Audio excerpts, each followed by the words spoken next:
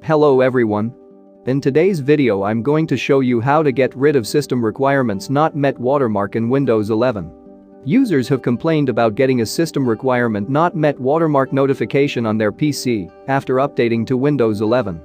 The watermark is to inform you that your device does not meet the requirement for running the OS. You can get rid of the watermark notification using the Windows Registry Editor.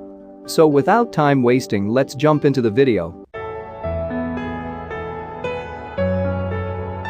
The system requirement not met watermark in Windows 11 indicates that your computer does not meet the minimum system requirements to run the operating system.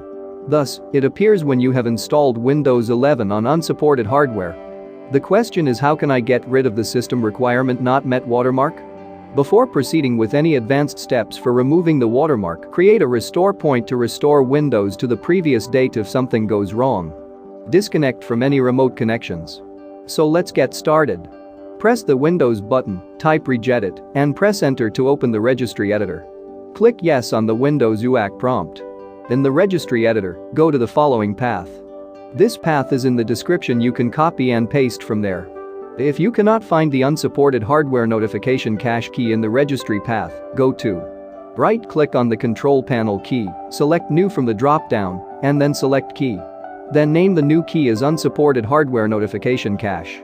Click the Unsupported Hardware Notification Cache key, right-click on the right-hand side of the screen, select New from the drop-down, and then select D-Word 32-bit value. For users running Windows 11 Stable Build, Beta, or Release Preview, name the value as SV1. For users running an Insider Build, name it SV2. Double-click on the SV1-SV2, input 0 in the value data bar, and then click the OK button. Close the Registry Editor and restart your PC to check if the watermark is not on the screen. And that's it for this video. If you found this video useful, don't forget to like and subscribe our channel. See you in the next video. Bye.